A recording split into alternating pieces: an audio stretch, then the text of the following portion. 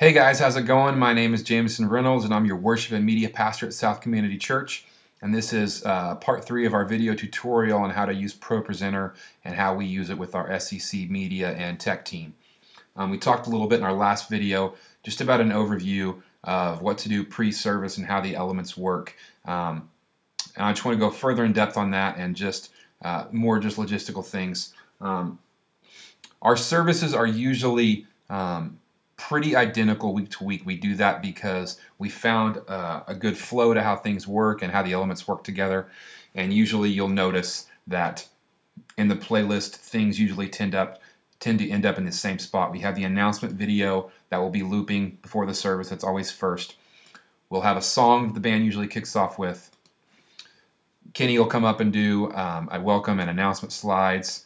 And usually after that we do our 1 minute. That's a cool part where our congregation and friends at church go around and talk to each other. Usually there's this video that's corresponding with it. This video is a minute and 30 seconds and it's just playing in the background. It provides an easy question and some music for them. The second video you're probably familiar with as well. It's our What We're All About video. It just talks about who we are as a church, and we play that directly after the 1 minute video. Kenny will usually come back up, follow up on some of the announcements, and then the band will kick off into 2 songs, usually back to back. Then Kenny will come up during the prayer time.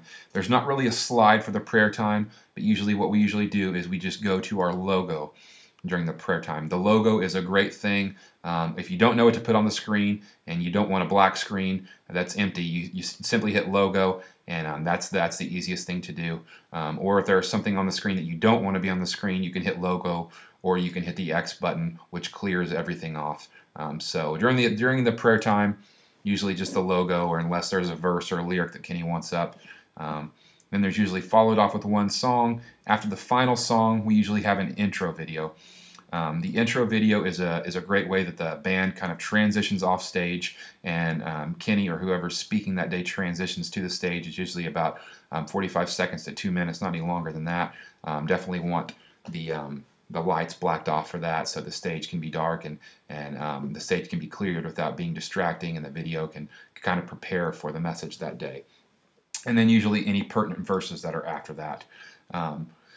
Like I said, it's a pretty simple layout that usually happens the same mostly every week, and usually the playlist is loaded before Sunday morning happens, and all the correct elements are in there. But like I said, rehearsal and before church is a great time to check and go over all those areas. A couple more in-depth things. There may be times where things aren't completely loaded in, such as announcements or videos, and I'll show you how to do that real quick. Sometimes there are videos that needed to be loaded at the last minute, like we think they might be needed to be added, or they were forgotten, or whatever the case may be. Sometimes not everything's perfect. So what I want to do is go ahead and load a video. We played a Jamie Smith Christmas video last week, and it's not in our playlist right here. Now, if you want the video to loop, I usually load it into the backgrounds. If you want it to stop to play and then stop when it's over, I load it into the foregrounds.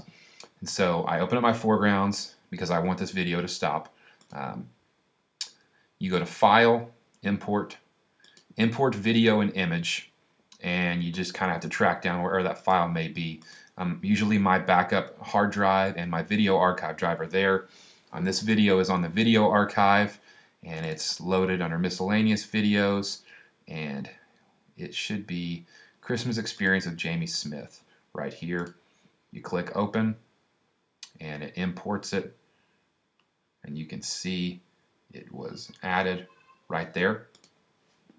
We'll pause that. And to drag it into the playlist, you simply click. You click it. Love is patient, love is kind. Hold down the command button. It does not envy, it does not boast. And drag it into the playlist. So if you missed that, I just clicked on the video, held down the command button, and dragged it into the playlist. So now that video is imported. It's now in our playlist because I clicked on it, held down the command button, and drug it into our playlist. It does not end. So as you can see, it's in there twice now. To delete it, you just right click, remove from playlist, delete. So now that video is loaded in there. That's how you load a video that was not previously in the show. That's something that can be kind of common sometimes. Sometimes we have extra announcements that might be added.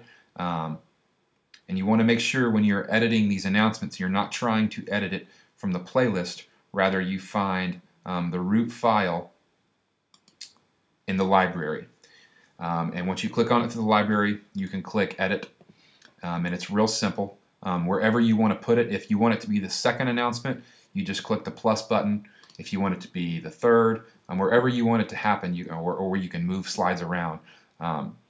So, for instance, I want this one to be the second one, and I'm going to go ahead and add what our normal Eat and Greet logo looks like. So I'm going to click this text button and get rid of it. And there's a little picture button right here. It says Add Image to Slide. That's what we want to do right there.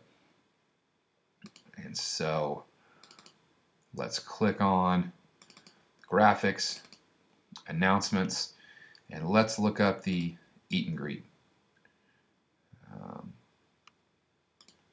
There we go. I think it's actually the new Eat and Greet.